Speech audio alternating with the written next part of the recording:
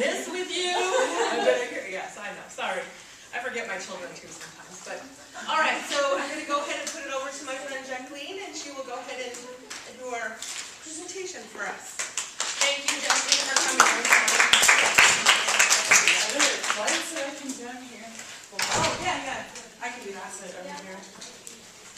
That makes it a little hard to see the screen, doesn't it? Oh, okay, yeah, that's good. So, good morning. You guys are a lively bunch. I love all the energy in here. My name is Jacqueline Freeman, and I am going to talk to you a little bit about self-care and academics.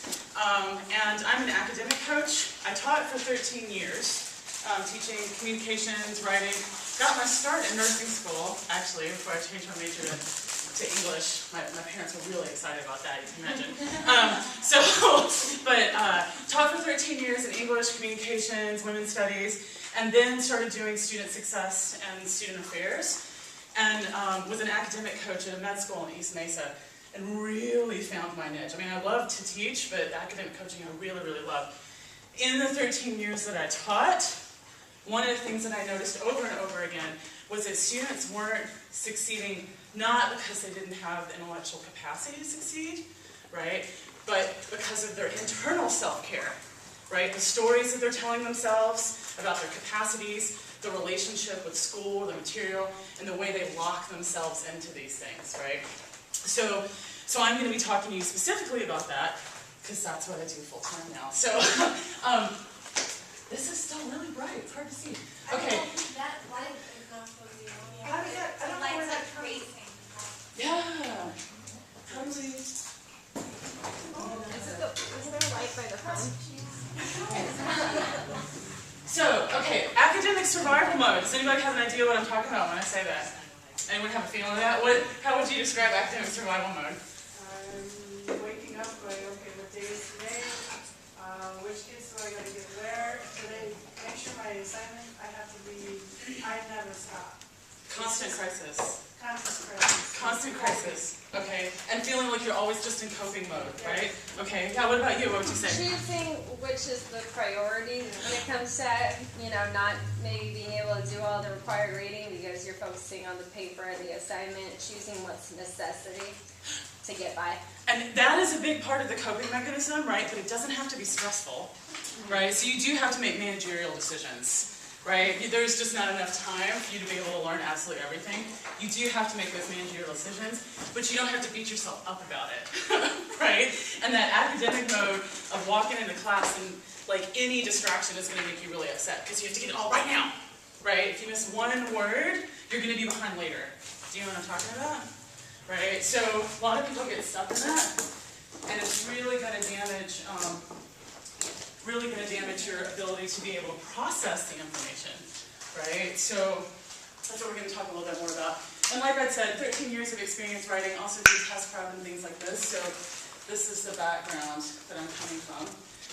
These are some of the things that I do with students to help them manage all that stuff. The biggest pieces of the puzzle for that foundation to get out of the academic survival mode and really start that self-care is the,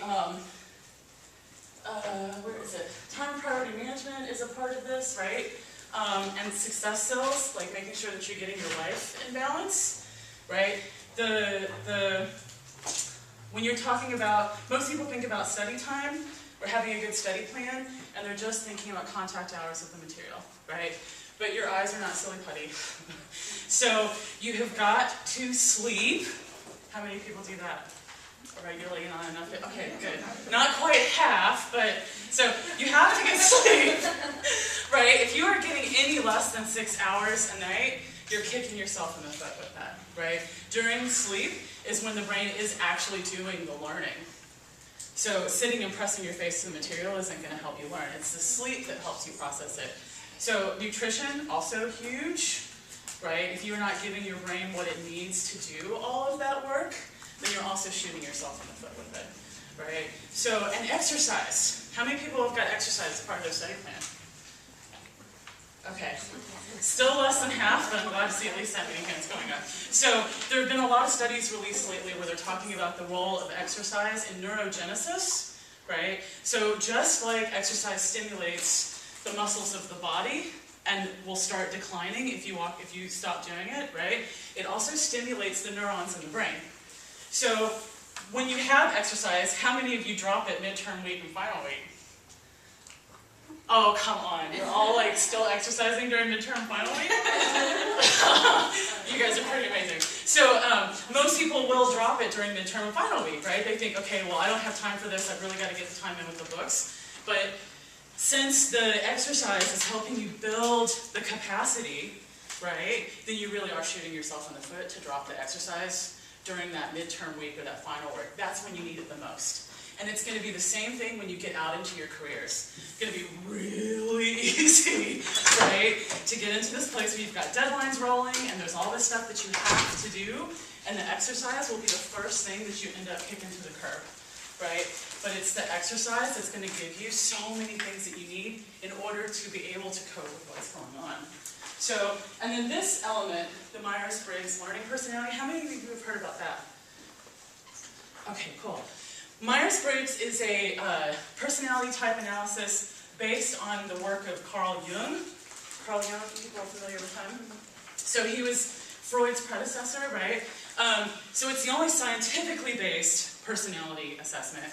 But knowing who you are and how you work is a huge part. How can you take care of yourself if you don't know yourself, right? So the Myers-Briggs goes beyond, are you a visual learner? Are you an auditory learner? Do you need to move around while you're learning, right? But it goes much more into, where's your motivation coming from? Where do you draw your energy from, right? How do you need to enter information? So, like, sensor learners, for example, they're concrete level detail folks, tend to be really good at memorizing, right? But they need that concrete detail. The educational institution is set up on the opposite paradigm. Starts with the abstract, and if you get concrete at all, you get it at the very end, right? So I have a lot of sensor learners tell me, you don't understand, I'm not as smart as everyone else, I have to read everything at least twice, or I don't get it. But if your entryway to the information is a concrete example at the end of the chapter, does it mean that you're not as smart as everyone else because you didn't get it when you read it the first time? Do you see what I'm saying? But if you know that about yourself, then you know to get what you need first to be able to process the rest of the information.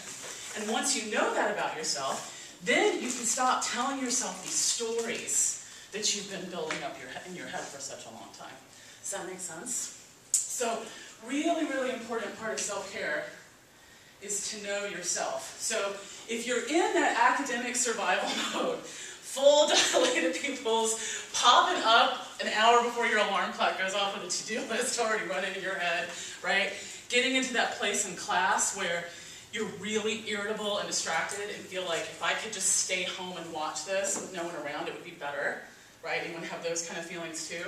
You get into that sort of academic survival mode, then you need to look and see where things are out of balance. Are you getting enough sleep? Are you eating the way that you need to, getting lots of greens and omega-3s and stuff like this? And are you getting the exercise? And do you know yourself, right? Are you tripping yourself out and stuff? So, gotta have that balance.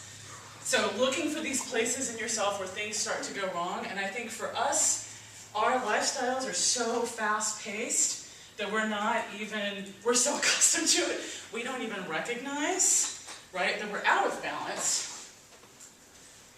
And all of these things are going to play a really crucial role in this. But can you read this? These are some of the different effects of stress and anxiety, some of the symptoms and manifestations. So we all think, okay, if I'm stressed out, that like my heart beats all the time, and my head is running in a little circle. Like we're really familiar with that.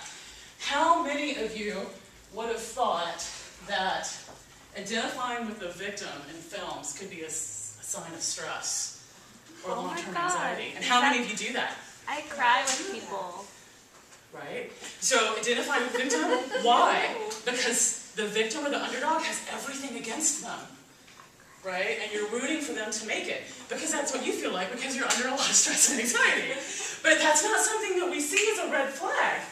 Right? So our bodies could be telling us for a really long time, honey, you need to slow down, you're out of balance, you got to take care of yourself, and we're ignoring it because we don't even know what the signs are. Right? So So, see a lot of students that have difficulty sleeping, right? They have a really hard time falling asleep, and usually because of ruminating thoughts. They're on that sleep carousel, right? So, meditation and things like that to get into your body and out of your head can be something that can be really helpful there. The excessive guilt, so this feeling that if you're doing anything non-studying related, you feel guilty because you should be studying. But when you're studying, do you concentrate? Or do you spend your time staring out the window wishing you were doing something else? Right? So there's this idea of not really being fully present where you are.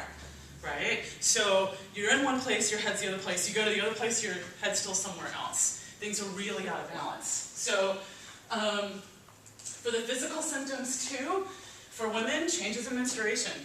Huge. So if that stuff is doing strange things. Changes in digestion.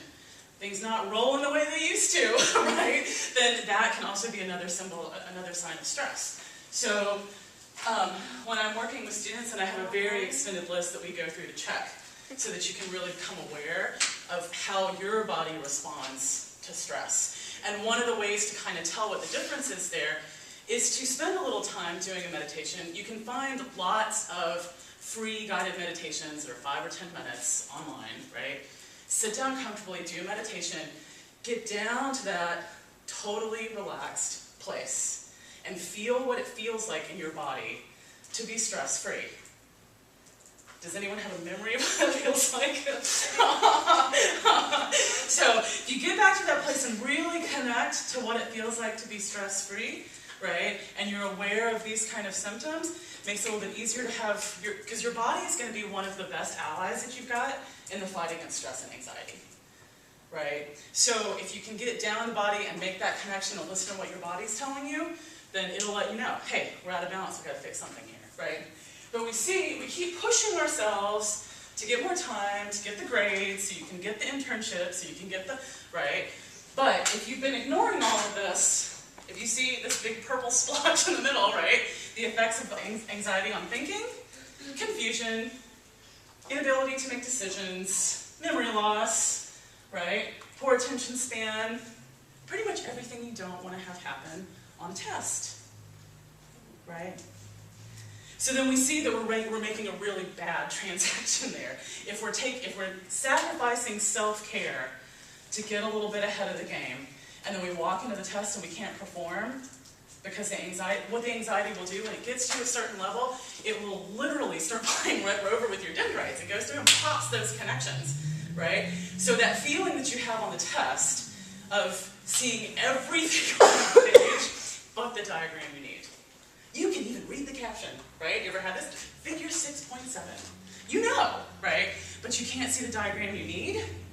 That's because the stress has gotten too high and those dendrites have popped. So you've got a white spot in that place, right? When the stress goes down after the exam, what happens? Oh, I knew that. How did I miss that? Right? Because those dendrites have grown back together again. Because you did do the study in the way that you needed to, right? But the stress just got so high during the test that you weren't able to access the information, right? So if you're sacrificing self-care to get ahead, you could really be shooting yourself in the foot here. So one thing to really stay in touch with is what makes you feel truly alive. I mean, you are full, glorious yourself. Time does not exist, right? You're totally in the zone. Whatever that is, does everybody have something? Yeah.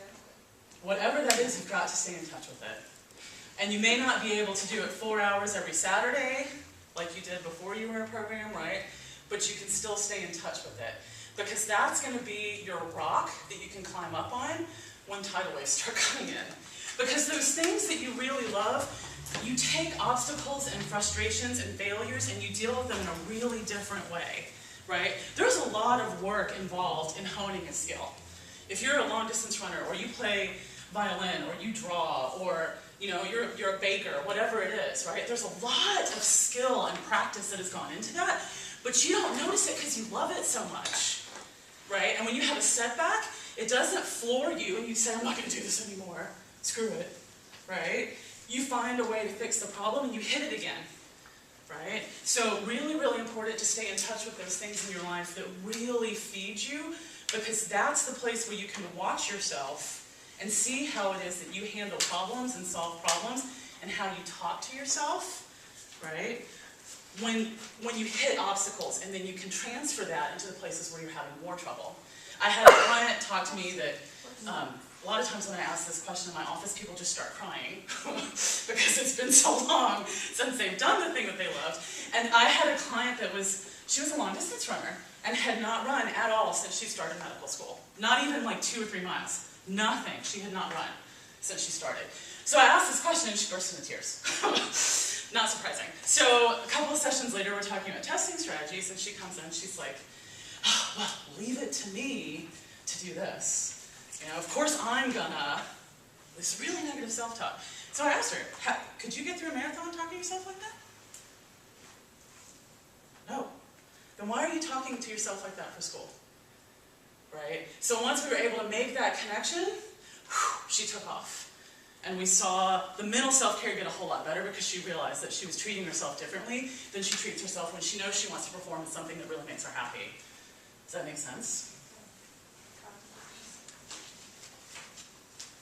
So, real quick, sort of academic thing too, and I love this quote, do something today that your future self will thank you for. Right? That's such an awesome feeling to be your own best friend. So, preview, really, really important, especially when you've got a fast-paced scale, right? That exposure to the information beforehand allows your brain to start making preliminary organizational structures so that when you get the information, you can just slot it in right away, right? Because when you're learning new material, there's a lot of physiological things that are happening in that moment, right? The brain is having to clear out pathways and then lay down the cells and get the myelin sheaths around. There's a lot going on there. And if you're asking your brain to do that in the moment, right, it's really a lot to ask of it. Doing preview the night before class, huge difference. You'll really see it turn your program around, right? So even if it's just glancing over things to make sure that you have an idea of what's going on so you can get some sort of structure together, right? It's going to make class a whole lot easier to deal with. You get the information, you understand it, you can put it in right away. It also puts you in charge of your information. You are the one guiding your own learning, right? Instead of having to take things in the way and the pace that is presented to you by others. Because teachers tend to teach the way they learn. So if they're your same Myers-Briggs style, then that's probably the teacher you're like, oh, I love them. They always put everything together in the most logical fashion. Well, your logic, anyway, right? So teachers tend to teach the way that they learn. So if you're doing the preview beforehand, you're putting yourself in charge of your own learning, so you take it in the way that makes sense for you, right? And you will see that it does make a huge difference, and you get more contact with the information, so that by the time you finish class, if you look over it after class, that's your 3rd or 4th contact with the information, right? A lot less that you have to do before the test, because cramming does not work. And really won't work when you get up to boards. You guys you've got certification exams you have to do, don't you? At the end of everything. So, and especially if you want to have some kind of social life. We've only got so much time in the day. You also have only so much energy in the day, right? So we want to make sure that we're not wasting a lot of energy. Fighting things that are just part of it, right? So now I'm going to talk a little bit about fixed versus growth mindset. It's based on the research of Carol Dweck, who is an educational psychologist at Stanford University. And she's found that with a fixed versus growth mindset has this tremendous impact on academic success, right? Fixed mindset has this idea that you either got it or you don't. You're either smart or you're not, right? Growth mindset has the idea that whatever you have, you can develop, right? So they did 2 studies with this. There was one where they took some students out of class. Half the students went and got study skills and mindset training, right? The other half just got study skills. It was a blind test. The teachers didn't know that the students were being divided. The students didn't know that they were getting different things, right? It was just study skills group, right? It's like, how study skills? Yeah, fine. Right? I didn't sit down and compare curriculums or anything. So when the teacher saw later, there was no difference in improvement for the students did not get the mindset training. So even though they had the tools, right, because there wasn't that internal self-care of how they're talking to themselves, they weren't able to move ahead, even with better tools, right? And then there was another study that they did where they gave students spatial IQ puzzles. Have you seen these? There's like little blocks with triangles, and you have to put them together to make this little picture that they give you. So they gave the students these spatial puzzles, these spatial IQ puzzles. The first group, when they finished the puzzle, they said, wow, you're really smart, right? So this is representing the fixed mindset group. The second group, when they finished their puzzle, they said, wow, you worked really hard, right? And then the third group didn't get any feedback. Oh, you finished. Here's the next one, right? So second round, they give them a more difficult puzzle to do. Fixed mindset, right? Because now you're smart. You have an image to maintain, right? What do you think they did when they got a harder puzzle? You got an image to maintain, you get something that challenges that image, what happens? Huh? Stressed. What else? Anyone get angry when their image is challenged? Frustrated? Right? Kids got really mad. Some of them were throwing blocks across the room. They got really mad, really stressed out, right? Second group, they got the harder puzzle. What do you think they did? Since they've been told it's about effort. Yeah, they just jumped in, right? Third group was kind of a mixed bag. So third round of the study, they asked the students, what would you like to do? Would you like a puzzle like the first one that you did, or would you like a puzzle like the second one that you did? What do you think the first group picked? The first one, right? They wanted the one that's going to maintain that image. Second group, which one they picked? Second one. So they're going to keep challenging themselves, right? And then it was a mixed bag with the third one. So I gave you like a bookmarker that has this on it. So it's got the fixed mindset on the one side and the growth mindset on the other side. So you can stick it in your book and you catch yourself doing it and you have it right there. All of us are going to have, the good news is, if you find yourself in the fixed mindset, you can move out of it, right? So, but all of us are going to have places in our lives where we have growth mindset and places in our lives where we have fixed mindset, right? But you can really see that if I'm stuck in a fixed mindset about something, right, I'm going to be spending a lot of energy fighting things that are just part of life, right? So if I'm fixed mindset and I get in front of a challenge, if I think, okay, well, I'm smart, so I have to defend this image.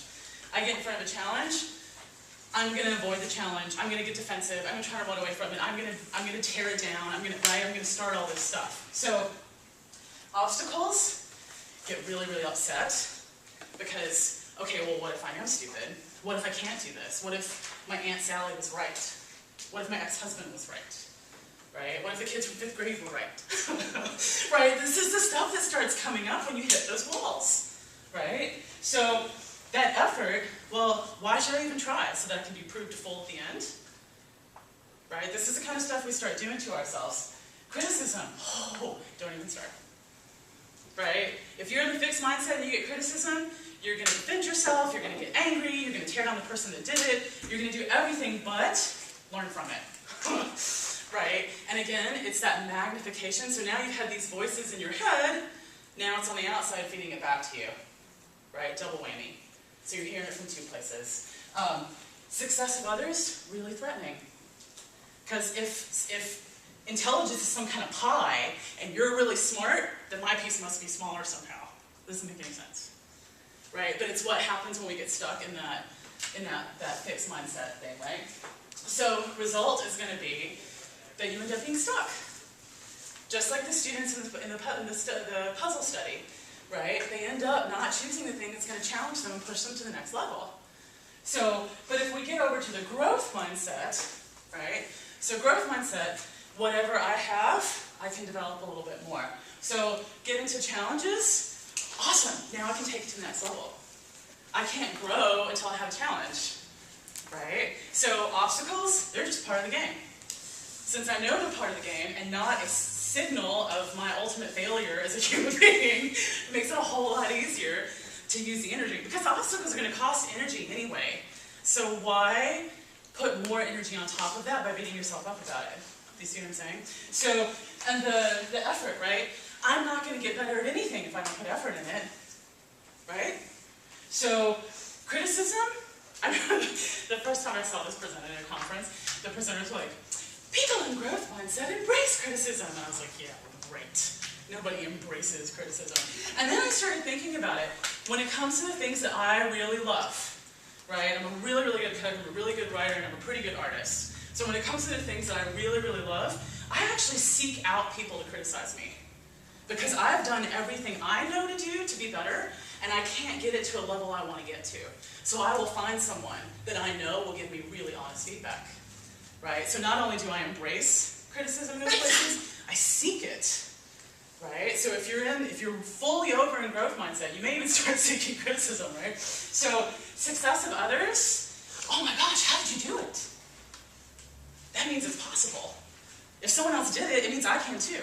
It's possible, right? So that becomes something that's really empowering instead of something that's very threatening and gets us to avoid people, right? So the result is going to be that you're constantly breaking your own ceilings, right? So the fixed mindset, this is a very deterministic mindset. Things outside of you determine how far you're going to get, right? Whereas this is going to be much more will-based. You're the one that decides, right? And can you see how much more energy you're going to spill on this, right? It costs a lot more energy. And on a more emotional level, right, if we think about how, since we're already thinking about how we talk to ourselves, right, if you heard someone talking to a 5-year-old the way you talk to yourself, how would you respond? Scary, huh?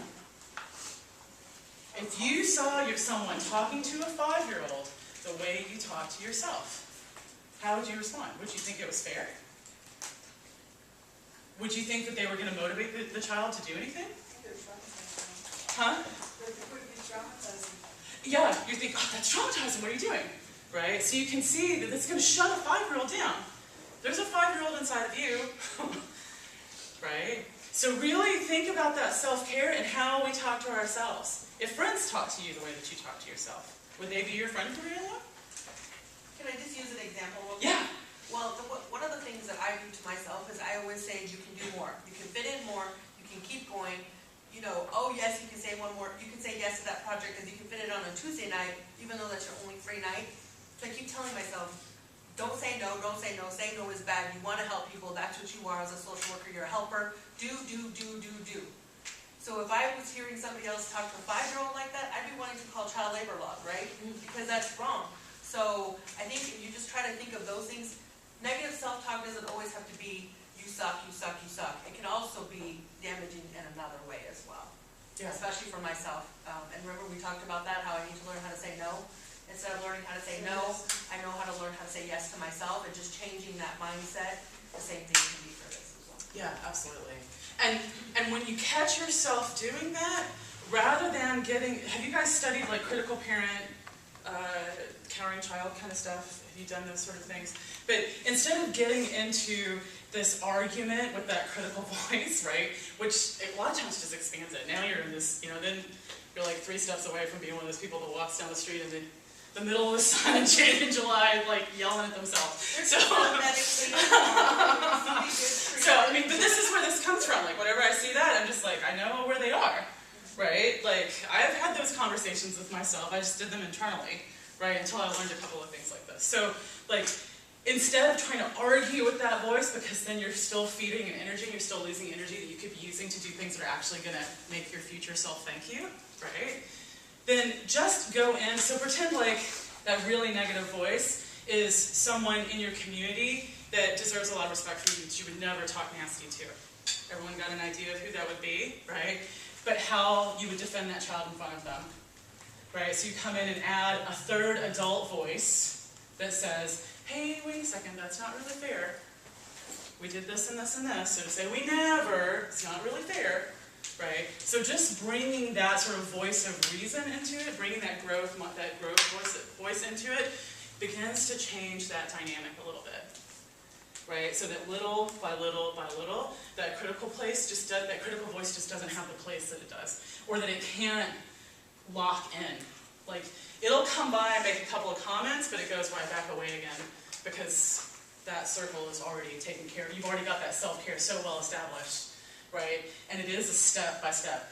Every time you catch it and intervene, that critical voice loses a little bit more power, right? So it is a practice, it is something you have to keep doing, but it makes a really huge difference in where you're going to be able to take yourself. Okay, so I've got an activity that I want us to do, so I want everybody to stand up. Someone's already getting settled in. Okay, so what we're going to do is you're going to clap once for a fixed mindset statement. I'm going to put it on my folder for all the smart people in front here.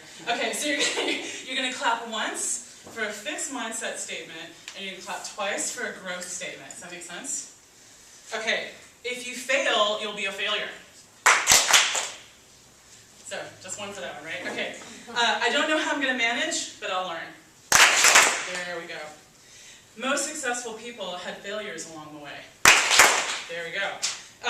This would be a snap if you really had talent. Yeah. If I don't take responsibility, I can't fix it.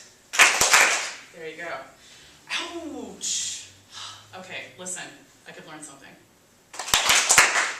Yeah, that's going to be a growth, right? Doesn't always feel good. It's not my fault. You see, I told you it was a risk. Now you've gone and shown the whole world how stupid you are. Better to be thought a fool than to open your mouth and prove it. The greatest threat to success is avoiding failure. Is that fixed or growth? The greatest threat to success is avoiding failure. It's gonna be great. It gets tricky, doesn't it? I know. If you win, I lose. If we work together, we can do more than if we work alone. There we go. This shouldn't be this hard. Yeah. What do you think? You can sit down if you want to. It's amazing how much of it is really baked into us, isn't it? Right? It gets a little bit harder, like, no, that's not a fixed one, because that's one I say to myself all the time. Right? So, again, a little slide on what I do. And then if you're interested in talking to me, this is some of the ways you can get in touch with me, and you've got stuff on the bookmark and the brochure. But does anyone have any questions about anything? And the idea of internal self-care? Is that something that's hit the radar? Yeah. A couple of things. I thought it was interesting when you said the kids doing the puzzles and the ones that were told you did a great job. Like, I thought, oh, they're going to be the ones to succeed because it was like positive reinforcement to do the next project. You're so smart. I can totally relate to, getting that frustrated. Like, well, I did it the first time, now I have to do it again. I don't even want to do it. So that was really interesting. It is really interesting, isn't it? Because we think, oh, well, it's positive feedback. We're helping their self-esteem. But how we build that image is really important, right? So if we've always been told, oh, you're so smart, oh, you're so smart, and we have this idea that smart means I don't have to work, right? And having taught, because I started in junior high and went all the way through university, so I've seen people suffer from that on all levels, right? If you're beating yourself on those kind of things, then you start tearing yourself up and you want to get away from it because you want to defend that image. Yeah. And I think that goes a lot into what we talk about with self-empowerment. If you let people take ownership of what their skills are or their successes are, it definitely makes them more invested in it. So telling somebody, you know, we worked really hard, you were able to do this, is so much more powerful than just saying good job, you know? Yeah, exactly. It's a very small shift, but it's a big one. Yeah. How are you able, like yourself, to figure those out? That's a good question. To figure this stuff out. To figure out, like, what works for you, what... You know what?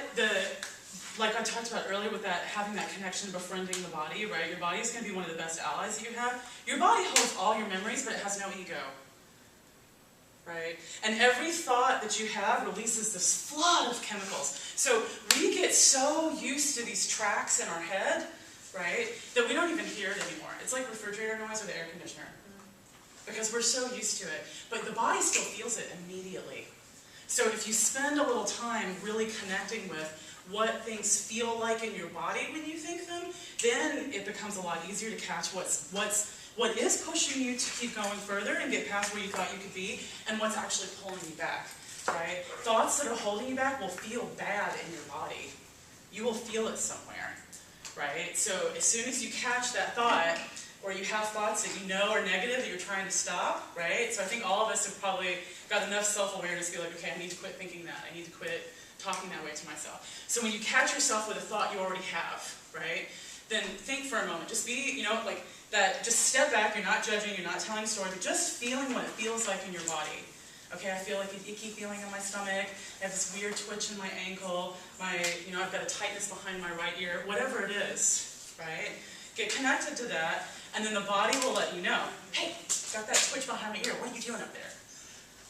Right? And then you every time you catch the thought, you put a little bit more space between you and the thought. Right? I think that, Jacqueline's been my friend for quite a while, but one of the things that all of us in our group of friends say is that Jacqueline has one of the most energy out of all of us, because she lives her life professionally doing what she loves.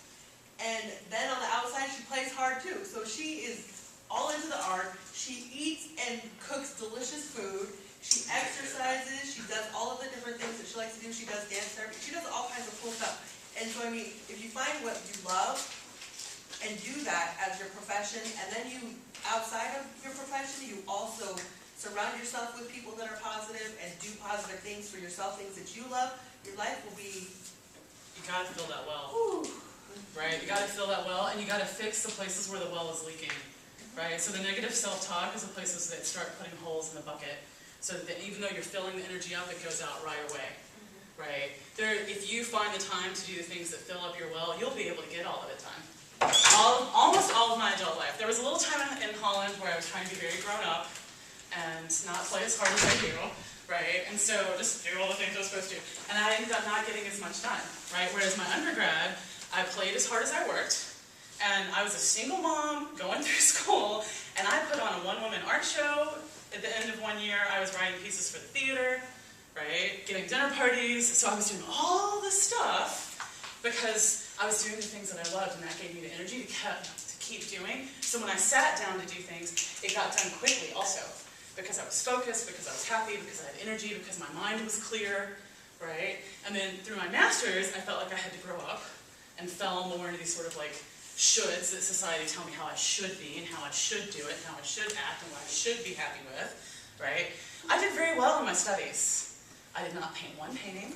I did not write anything for the theater. I did still give dinner parties. If dinner parties fall off the thing, something is really bad, right? So if there's been too long since I've had a dinner party, something's wrong, and I need to have like a night with I need to have a date with myself and like dig down in and find out what's going on somewhere, right? So having those places too, where when I'm happy, I do this on a regular basis, and if you see that starts melting away, right, that can be a flag, like, oh, wait a minute, we gotta bring it back to center, see what's going on here, right? Because if you're feeling that well, you'll have the energy to get it all done and do it well. The stuff that's important, right? People say, like, you're not given more than you can handle, but I think the BS you put on the plate that doesn't really count does not go into that equation. So when you drop this stuff that isn't really important, you'll find that you can handle it all.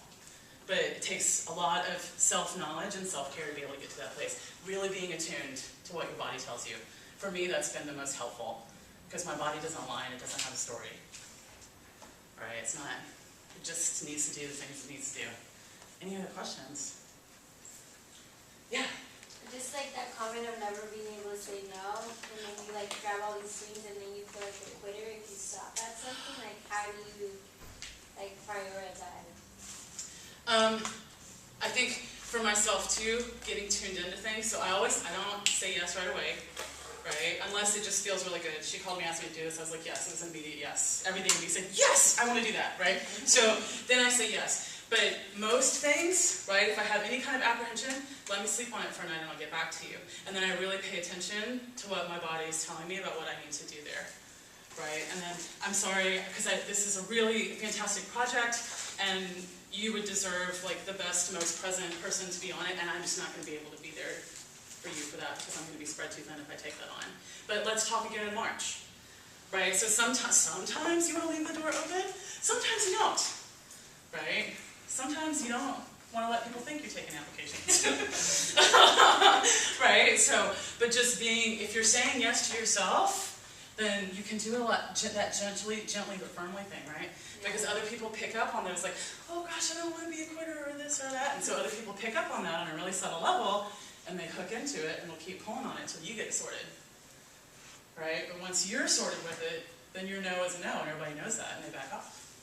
It's amazing what a difference it makes. Yeah. Any other questions? These are great questions. Thank you. All right, cool. Thanks, Steve.